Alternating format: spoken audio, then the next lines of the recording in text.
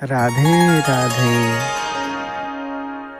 उपासना के मार्ग में उपासक को ऐसी दृढ़ भावना बनानी है कि चाहे हमारे शरीर को भयानक पीड़ा मिले, अपमान मिले, तिरस्कार मिले, चाहे हमारा मन हमारे खिलाफ हो जाए, भोगों में आकर्षित कर दे या विश्व हमारी निंदा करने लगे, मुझे किंचन मात्र भी कोई भय नहीं, अपने मार्ग में अटल रहूंगा।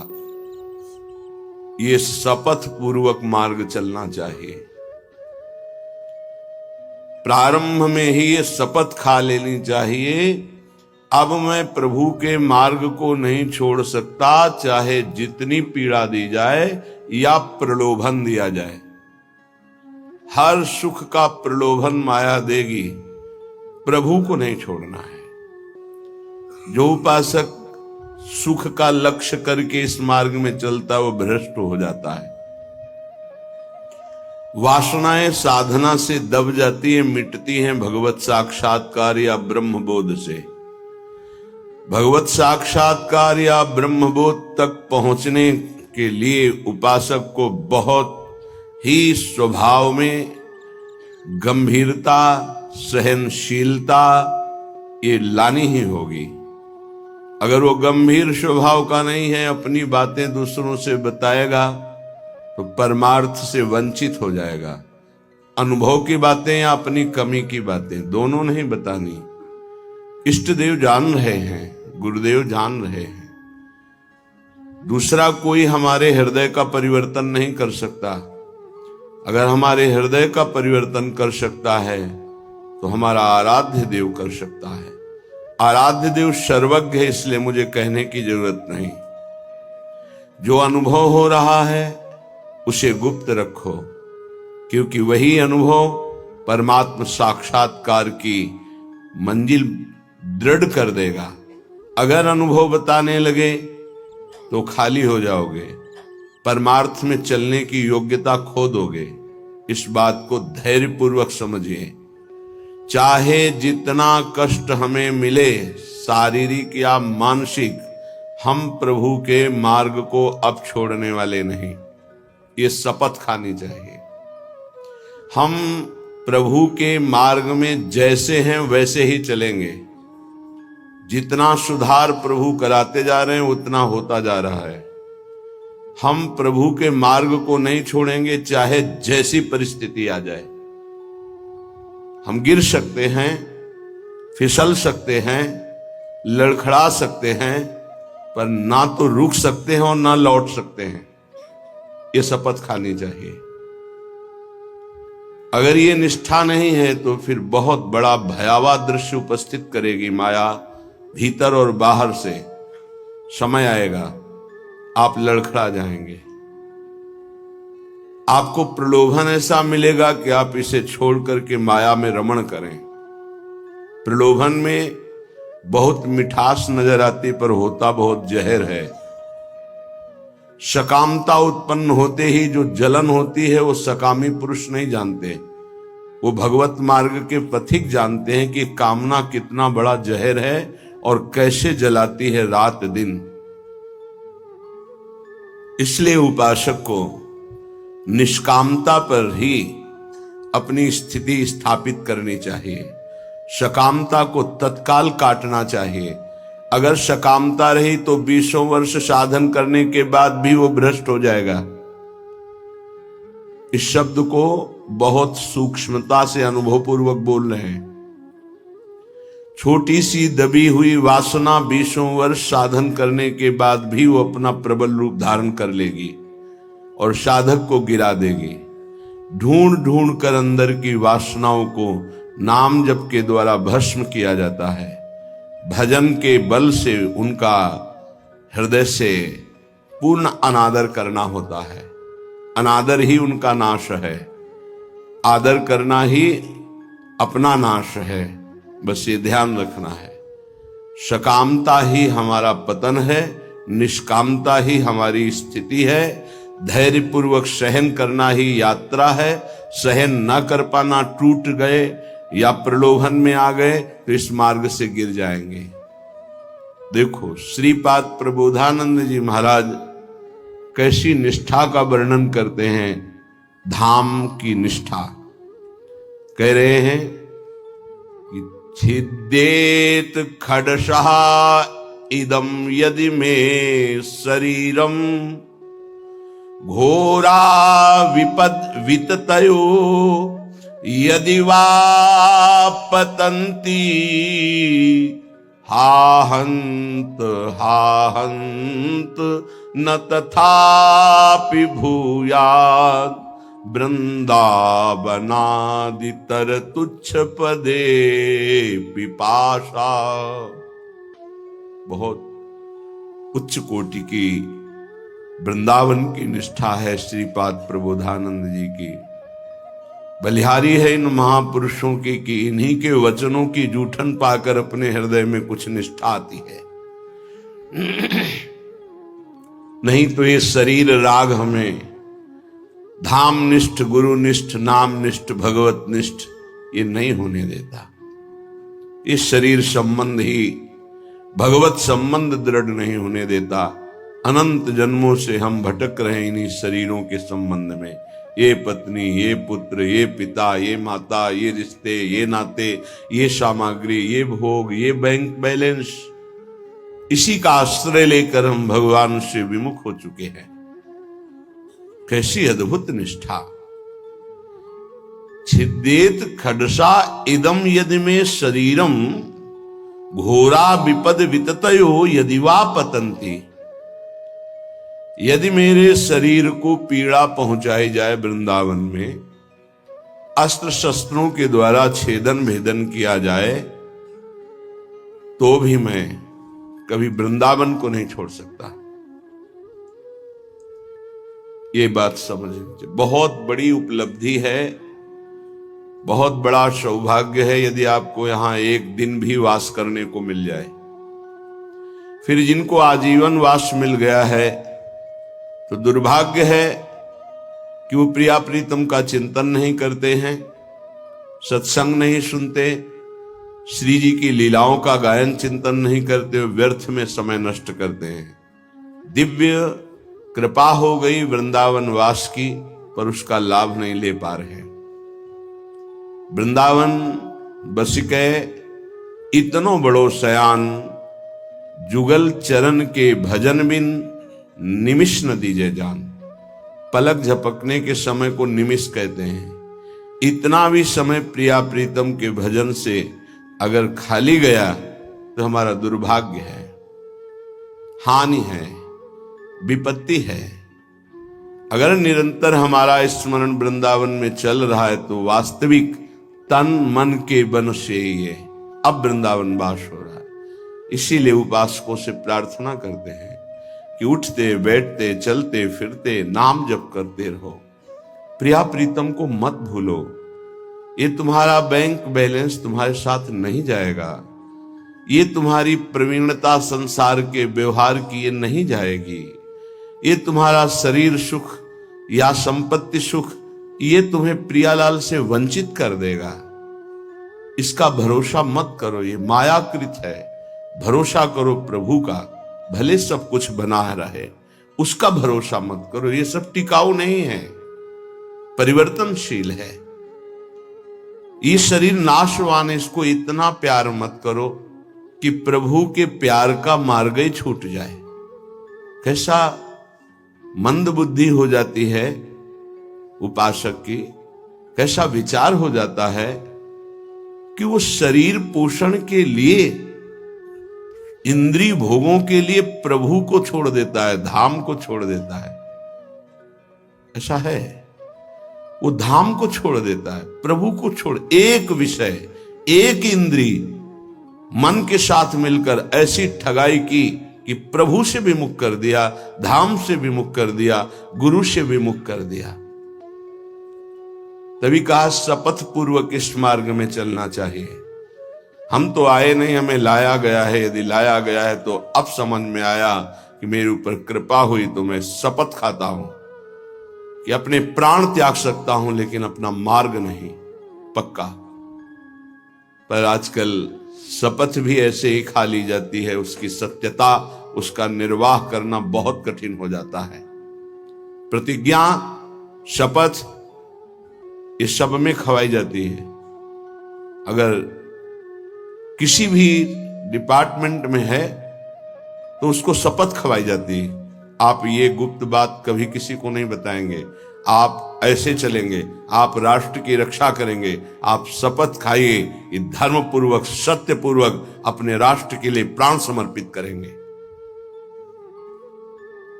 आप तो परमार्थ के प्रतीक हैं, अनंत ब्रह्मांडों के स्वामी के चरणारविंद के समीप परम पद प्राप्त करना है, तो आपको तो शपथ खानी ही होगी। क्यों? यदि शपथ पूर्वक नहीं चलोगे तो आपको माया भ्रष्ट कर देगी। शपथ पूर्वक चलने पर है कि गिरूंगा, लड़खड़ा जाऊंगा, लेकिन पैर से नहीं चल पाऊंगा, तो घसील के चलूंगा, लेकिन चलूंगा प्रभु की तरफ ही। अर्थात बिल्कुल योग्यता न रह जाने पर भी हम प्रभु के ही मार्ग में रहेंगे, हमको प्रभु से अब कोई अलग नहीं कर सकता। ये निश्चय करो, इसमें बहुत बड़ी सामर्थ्य है। यदि हम परमार्थ को स्वीकार किया है, चाहे गृहस्थ में हो चाहे विरक्त में हो, अब चाहे हमारे शरीर को काट दिया जाए तो भी अंतिम समय हम राधा ही बोलेंगे। हमारे जीवन का उद्देश्य प्रभु ही है। श्रीधाम वृंदावन की वास की निष्ठा का परिचय दे रहे ध्रुवदास। खंड खंड होए जाए तन, अंग अंग सत टूक, वृंदावन नहीं छाड़ियो, छाड़ी वो है बड़ी चूक। बड़ी चूक, ये जो बाहर से भक्तजन आते हैं, इनके ऊपर श्री जी की कृपा है, पर आपका दुर्भाग्य हो जाएगा यदि इनसे आप घनिष्ठ अपनापन कर लिए।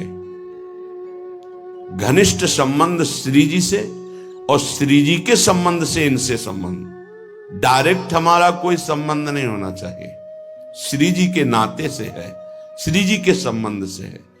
एक बहुत अच्छे ब्रजरज सेवी महात्मा इसी संबंध में चूक हो गई।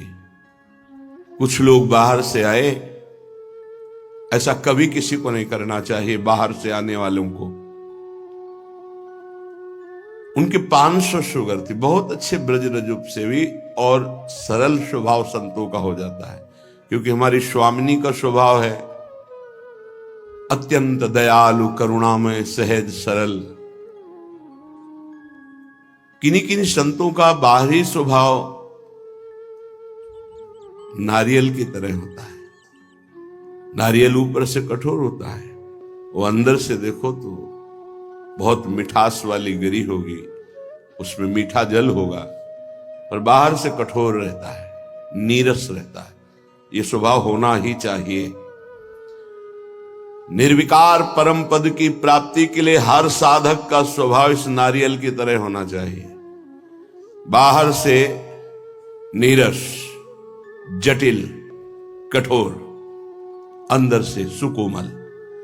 अगर बाहर से सुकोमल हो गए तो मारे जाओगे, इस मार्ग में मारे जाओगे। बाहर से रुद्र दृष्टि, हृदय ममता शून्य, हृदय ममता, निर्ममो निरहंकारा सम दुखा सुखा क्षमी, श्री भगवान का आदेश है। निर्ममो निरहंकारा। यदि परम पद की तरफ कदम बढ़ा रहे हो तो सोच लो तुम्हारा मार्ग क्या है।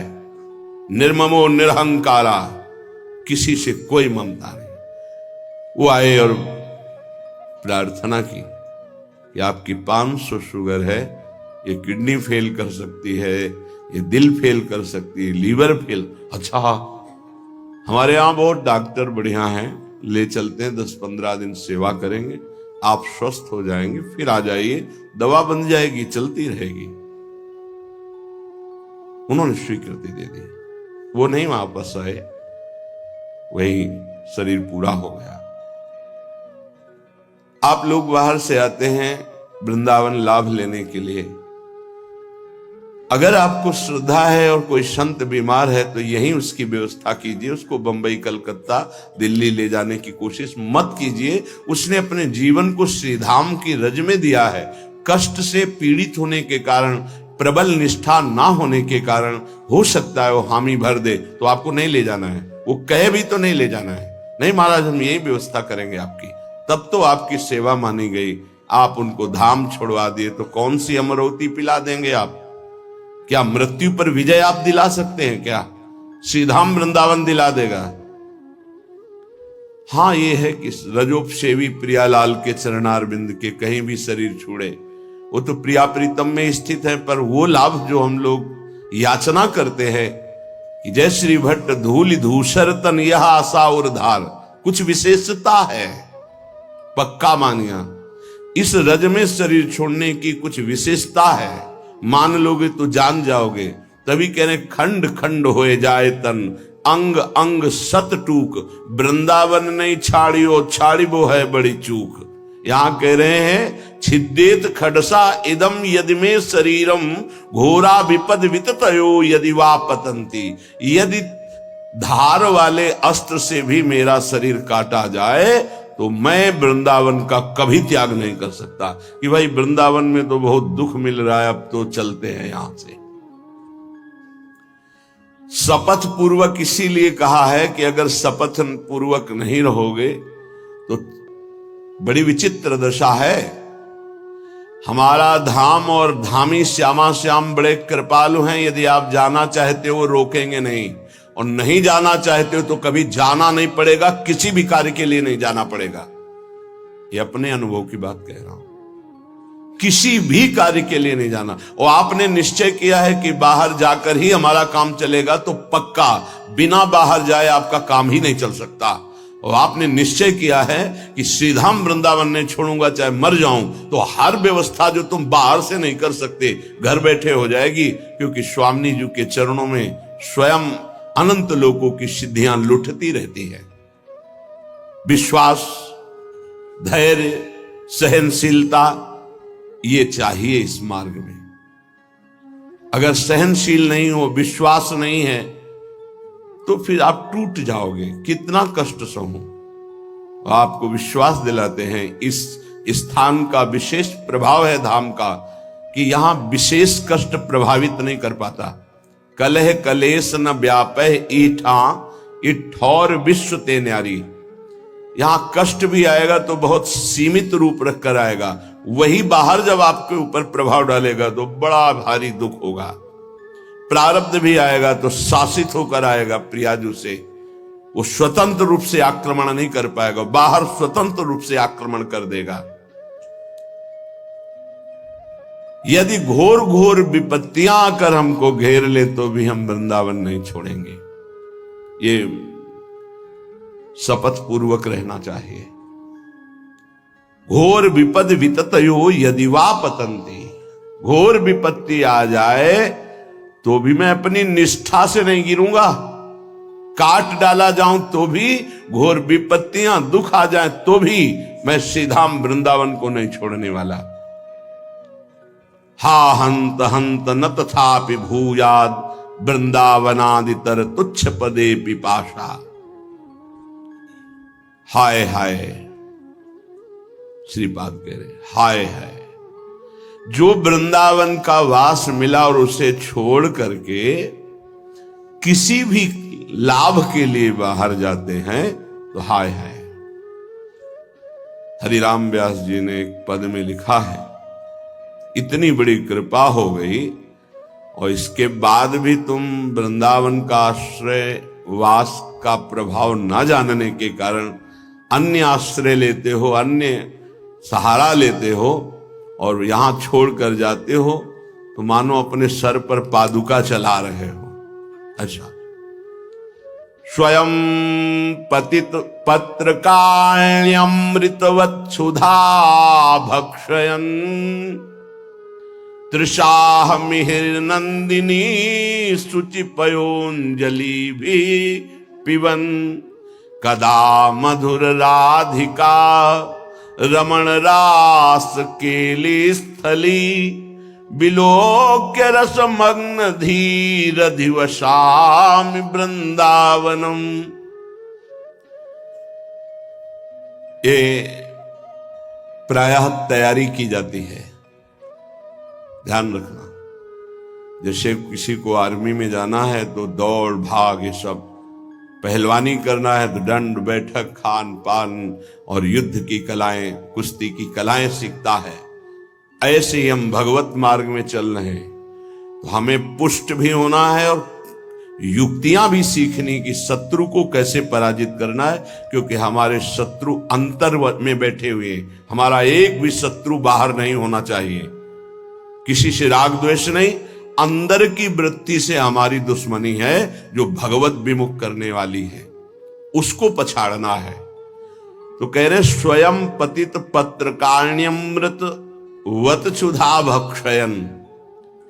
अगर वृंदावन में हमें भोजन नहीं मिला तो हम सूखे पत्ते खा करके यहां अमृत के समान भोजन का भाव रख करके प्राण त्याग देंगे, लेकिन धाम नहीं छोड़ेंगे। सूखे पत्ते खा के कि मानो मैं अमृत पा रहा हूं, ऐसी भावना से, पर हम वृंदावन नहीं छोड़ सकते। ये अपने लोगों ने अभ्यास किया, जानबूझ के अभ्यास किया है। ऐसी वृत्ति धारण की गई कि अगर हमको भोजन न मिले तो कई दिन तक हम भूखे रह सकते हैं, और हमारे भजन में विक्षेप नहीं पड़ना चाहिए, और उसका अभ्यास पूरे जीवन चलाया गया। जब तक हम साधन पक्ष में हैं तब तक अभ्यास पूरा दृढ़ कर लेना चाहिए कि अगर हमें 4-5 दिन भोजन ना मिले तो हम भजन में विक्षेप ना पड़े, ऐसा अभ्यास कर लें। हम एकांत में बैठकर भजन करें, हम समाज में बैठकर भजन करें, हम बाजार में खड़े होकर भजन करें, हम यमुना के किनारे भजन, हमारा भजन का अभ्यास कहीं भी हमें बाधा ना पहुंचा पावे, ऐसा होना चाहिए। हमारी निष्ठा कितनी है, जरा विचार करके देखो कितनी है। तृषा मिहिर नंदिनी सुच पयोंजलि भी पिवन। अगर प्यास लगेगी तो उसे जल से बुझा देंगे। गंगा जल में बड़ी सामर्थ्य रही है। आगे अब का तो हमें पता नहीं, लगभग 25-26 वर्ष हो गए वृंदावन की निष्ठा का जो स्वरूप गुरुदेव और रजरानी की कृपा से आया पालन हो रहा है। आगे श्री जी जाने। गंगा जल के पान करते ही, जैसे मां का दुग्ध पान करते ही बालक को भोजन की आवश्यकता नहीं होती, छोटे बालक को, ऐसे ही गंगा जी दुलार करती थी। गंगा जी में कभी हमें नदी भाव नहीं आया, कभी जल भाव नहीं आया, बस यही लगता था मां और मां का अमृत। अंधेरे पे जाके जब गले से खड़े हो जाते तो कभी कभी मन कहता मगरमच्छ ना आ जाए, तो कहते उसके ऊपर हमारी मां भी विराजमान होंगी। मगरमच्छ सवारी है गंगा मैया की, तू चिंता क्यों करता है? जब गंगा जी है तो तेरे को क्या चिंता? खड़े हुए मंत्र जप कर रहे। निष्ठाएं ऐसे थोड़ी परिपक्व होती है। हर सुविधा प्राप्त हो गई, कभी अपने को कसने की कोशिश नहीं कर रहे तो मन तुमको कस रहा है। आज ये मिल जाता तो अच्छा, तो कभी एकांत में रो करके बोले कि आज श्री जी मिल जाती तो अच्छा, जीवन की यात्रा पूर्ण हो जाती। का आज कहीं श्याम सुंदर मिल जाते, कहीं लाडली लाल मिल जाते। कभी ऐसी आकांक्षा, बड़ा दुख होता है हृदय में कि साधक आकांक्षा विषयों की करता है, वस्तुओं की करता है, वो प्रियालाल की क्यों नहीं करता है? क्या प्रियालाल को तुमने अपना नहीं माना है?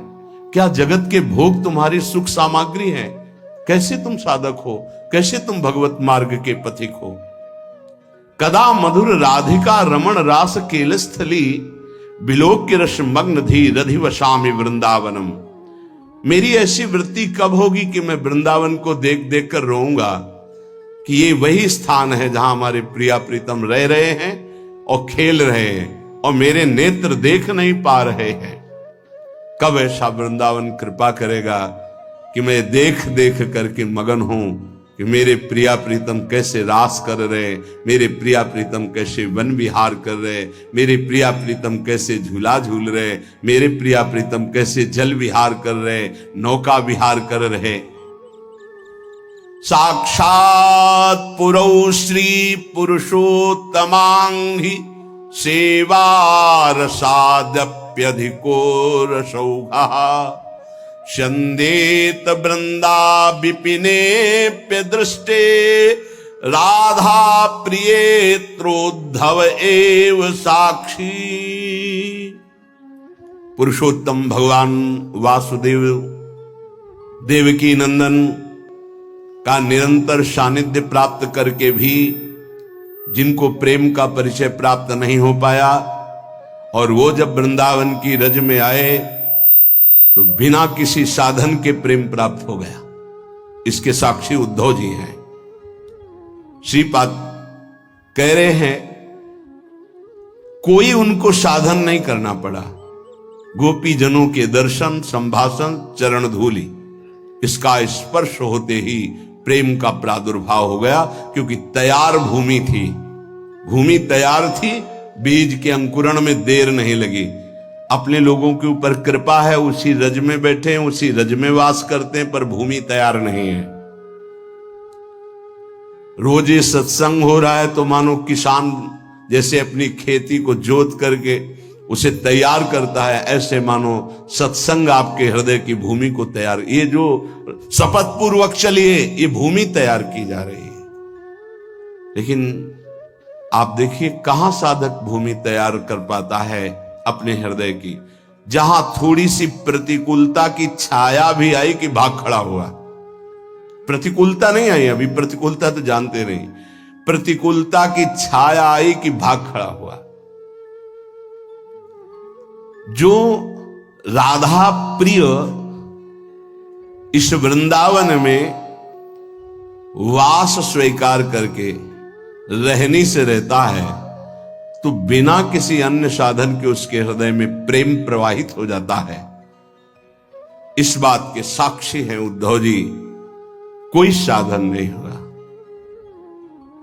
जब वृंदावन आए तो इस रज की कृपा से ऐसे महाप्रेमी हुए।